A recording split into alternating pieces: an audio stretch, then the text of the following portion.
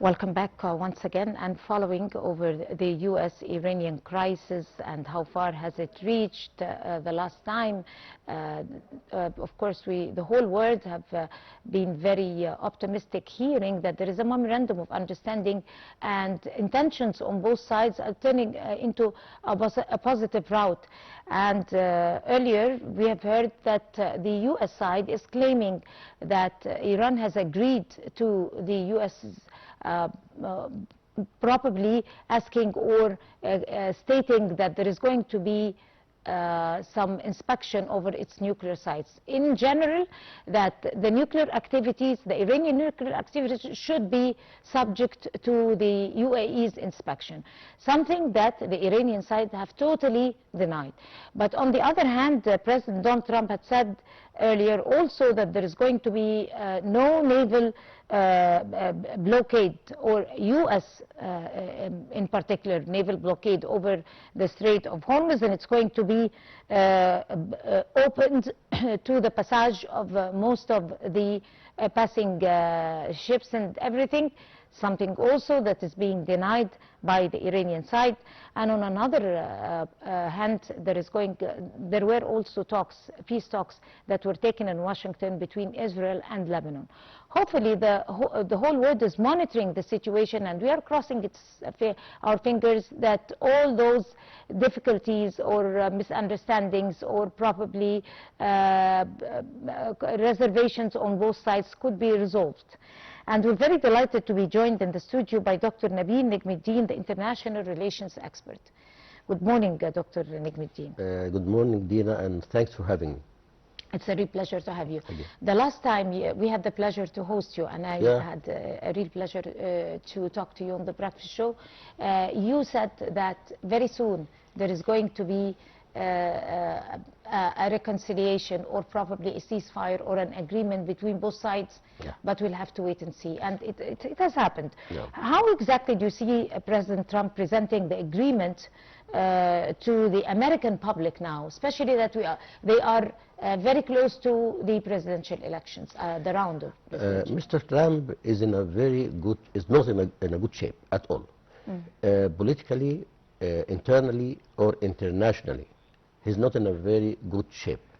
After almost 4 months of hostilities and bombarding Iran, he found himself in a situation where his credibility internationally is weak, and the public opinion in the USA are really unhappy with that decision to go to war. Even the Congress and the Senate, both of them voted to stop that war. So he came to just before hitting the wall and asked his assistants to get a sort of negotiation and talks with Iran to get out of that situation. That's an ordeal that the U.S. have stepped into, and it possibly can't get out of it. They couldn't get out of it. And actually, I think the criminal prime minister of Israel, Netanyahu, is the one behind that war. He has pushed the U.S. president to that situation, and now the relation between both of them is not as the same it was 28th of last February. Anyway, Iran and USA has both signed a memorandum of understanding of 14 points. The first point is to immediately cease the military operations and start to talk, and they have come to the second phase, which is those talks in Geneva and Pakistan. And I believe very much they do have, according to that agreement, 60 days to get to a final peace deal. 60 days. 60 days. They said at the beginning, even when they were in Evian. Exactly. President Trump talked that it's because going to take its they have very 60 complicated files. So they gave themselves 2 months to come to a final draft of a peace agreement between Iran and USA. Before I ask you about the incentives that Washington should think of to be able to urge Tehran to accept all the conditions. Let me talk about those conditions that were set inside the Memorandum of Understanding, and also if there are difficult points that Iran could impossibly accept. Yeah. One of the points which Tehran will not accept is that Strait of Hormuz could turn it to be totally outside its control. Iran insisting it should have a sort of control over the Strait of Hormuz. The second one is the blocked deposits of Iran. I think that Iran will not accept that Washington decides how to spend it. Washington said clearly that money will go for food, medicine, and blah, blah, blah. I don't think Iran will accept that. The third one, the situation in South Lebanon. Iran will not accept that Israel keeps violating the sovereignty of Lebanon, because it is, Iran says, it is a very genuine part of the Memorandum of Understanding, that ceasing hostilities in the Gulf, exactly the same to cease hostilities in South Lebanon. So they said peace to Lebanon, the same important as peace to Iran. So those 3 points, I believe they are they're going to shape a very much, what you call it, hazard points in front of that peace agreement. And on top of them, of course, the inspection of the nuclear activities and sites. Iran the said Strait of Hormuz is going to be a hurdle? Because it was never a hurdle before. So what do you mean exactly by that, sir? I mean, the Strait of Hormuz was not on the agenda. The nuclear sites were in the agenda. No, but keeping a peaceful passage to ships was part of the agenda, American agenda. Because, of course. Because Mr. Trump is trying to promote that he is the one who reopened the Strait of Hormuz. And the situation is not true, because the Strait of Hormuz was peaceful. Was not closed. And it was not closed. It has been closed as a deterioration to the situation. But I believe very much regarding the nuclear issue. Iran said it so many times. We are not on the course to develop a nuclear arms. They said it clearly. And they don't think from the Iranian point of view it's going to be a problem. But they said, we will never accept to allow the International Atomic Energy Agency to fully come to the places before we get a complete or a comprehensive peace agreement. So the only Iranian condition here, they are linked the full access to the International Atomic and Energy Organization to the signing of a full and comprehensive peace agreement. Which makes sense. It does. Right. But then, talking about the Strait of Hormuz now, it's becoming an issue. It has never been. It has never been, yes. So in case they do not agree over the nuclear inspection of nuclear sites and the frozen assets, which also might not come to the consent of the Iranian side, because the Americans, they are targeting to control how to spend those frozen assets. They are supposed to just pay them back as they froze them, and they do not negotiate it, but they're not going to be reaching a point. Are they going to reach a point on the frozen assets, which is unacceptable that way by the Iranian side? To be honest with you, Dina, the core issue is trust. I can see very clearly that the percentage of trust between the two parties is very poor. None of them is trusting the other side 50%, because the U.S. president keeps handling the issue as a matter of deal, and international law is totally away from it. And number two, the criminal prime minister of Israel is not helping. It is not in his personal political life to get peace in the Gulf. No, his personal political interests are to keep pouring oil on that fire. Why? Because he is not safe legally. Number three, regarding the Iranian administration, they believe very much that they have already achieved victory. They say we have a victory because, number one, Mr. Trump said, I'm going to change the regime. He failed. Number two, he said, I'm going to take Iran back to the Stone Age. He failed. Yes, he has destroyed almost 80% of the infrastructure, but the major target have not been achieved. That's from the American point of view. From the international point of view, that bloody adventure has created a very weak universal economy. Prices went up all over the world, and in USA itself, the price of the 1 liter of gas 28th of February was $2.34. Months after, the 1 liter price was $4.25. So the American voter, the American people have been injured. So you cannot say that that war has added to USA a lot. No, it has taken from USA, taken off its credibility and its economy as well. Of course, you raised a very important point, which is the effects of this war and the claims of victory on each side, which is a very important issue and topic that was handled, took a great wide scope in the media outlets. Yeah.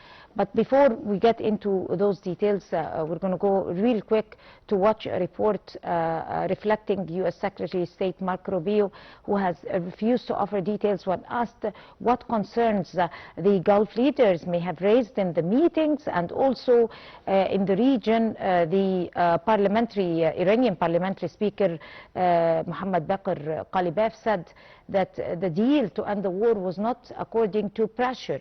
And also the IAEA chief says inspectors will visit the nuclear sites under Iran-US interim deal.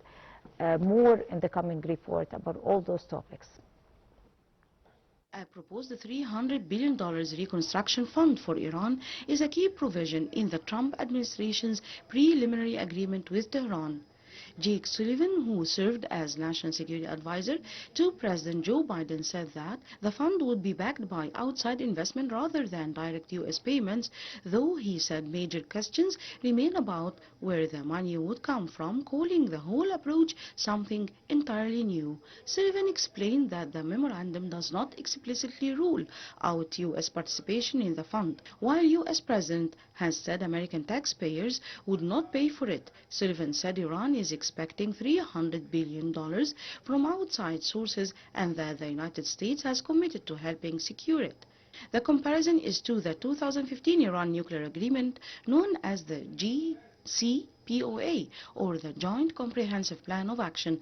Under that deal, the United States did not provide Iran with American money. Instead, sanctions were lifted after Iran complied with nuclear restrictions, allowing Tehran to access its own frozen assets held overseas and resume oil sales. Sullivan also said that preliminary memorandum of understanding lacks several of the safeguards included in the 2015 nuclear deal.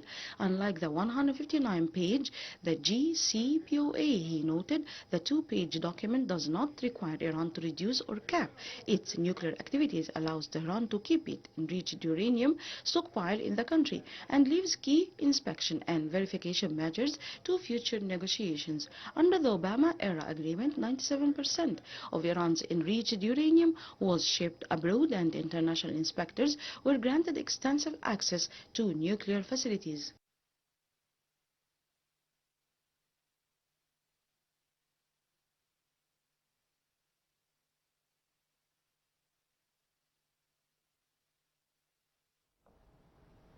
Welcome back once again. Still with us, have the pleasure to have with us here live in the studio Dr. Nabil Negm, the international relations expert and political analyst at the same time. Dr. Negm, we were talking about if Washington has, what do Washington have in its hands now as incentives to present on the negotiating table to be able to attract the other side? I don't want to call it incentives, I just call it cards. Now Cars, we are yes, in a that's a better gamble, you expression. know. It's like a very cheap gamble with what's going on between Iran and USA. I think one of the cards they have, Mr. Rubio in his tour to the Gulf states, some American sources said that they're going to ask the Gulf states to finance the reconstruction of Iran. Amazing. Amazing. That the Gulf states, which has been hurt by that war, is going to finance. That's the American or the Mr. Trump's plans to invite the Gulf states to get involved in the process of reconstructing Iran. So they have bombed it, damaged it, and they want the Gulf state to finance the rebuild. The other point of his tour is America has lost that blind support from the Gulf states. I believe very much that the Gulf states now are reconsidering the American GCC relations or the American Gulf state relation, because they found themselves, they are just, you know, paying, and they are not safe. And away from being safe, USA should have consulted the Gulf states of that war before they started, because it just, you know, very close target. And what happened to the Gulf people, Saudis, Kuwaitis, UAE people, for the first time they started to feel the insecurity. And that's, I think, is going to head back on the regimes in the Gulf. So, now let's just try to understand what's going on. Mr. Trump, he is a man of deals, as he usually says, deals. And international politics should not be in one bed with deals. Deals are in casinos, are in gambling, are in business, but not in politics. Because politics, they do have something called international law, United Nations Charter. And those two major issues are absent. No, Mr. Trump's deals is the number one vision. So Iran is not playing the game this way. Iran is playing the game that now we have got nothing to lose. You have killed our top man, the Ayatollah. You have killed number of senior officials. You have bombarded the infrastructure. You have even bombarded school, the girls' school. So Iran in a situation that we have got nothing to lose. We have got nothing to lose. And this is the biggest slam to the American negotiator, that watch your words, watch the actions, because we have got nothing to lose. By the end of the day, I believe that the situation in the Gulf needs to,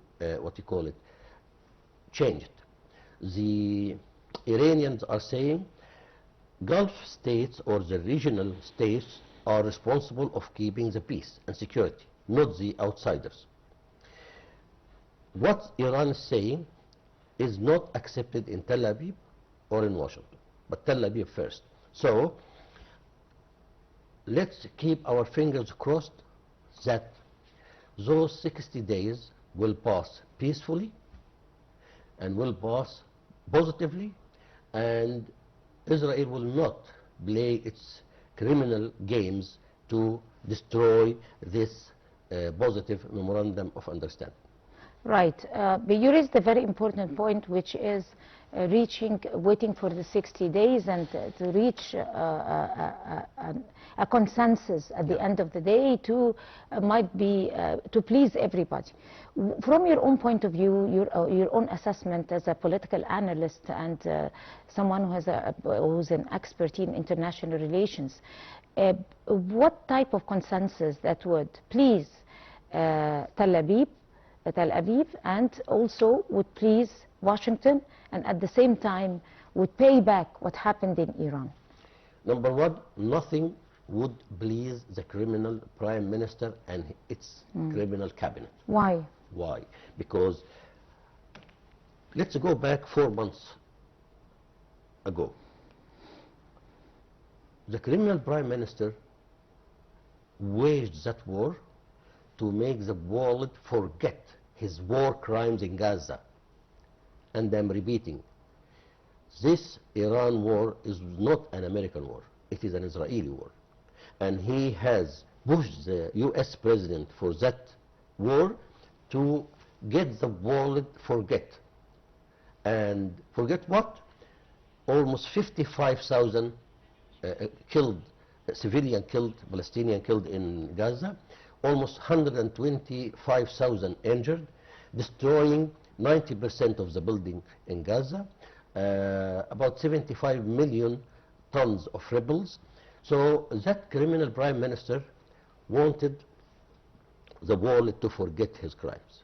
And now we start to talk about memorandum of understanding and peace and blah, and nobody's talking about the crimes in Gaza. That's number one reason that I said nothing would please him except the war to start again.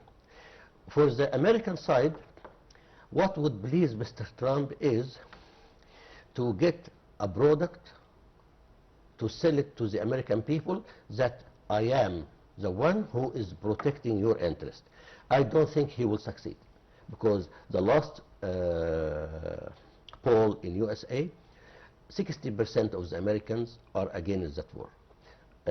So the only thing what would please him is to keep selling that fake product. For Iranians, what would please Iranian is to restore their credibility and to restore their supervision over the Strait of Hormuz. That's what... Well, thank you for this very thoughtful analysis, and we really appreciate you coming over to the Breakfast Show, giving us your valuable input as usual. It has been a great pleasure having you, Dr. Nabil Negm, the international relations expert and also the political analyst. Thank you so much. Pleasure. It's a real pleasure to have you, sir. And we're going to go to a short break and we'll come to continue the show, so stay with us.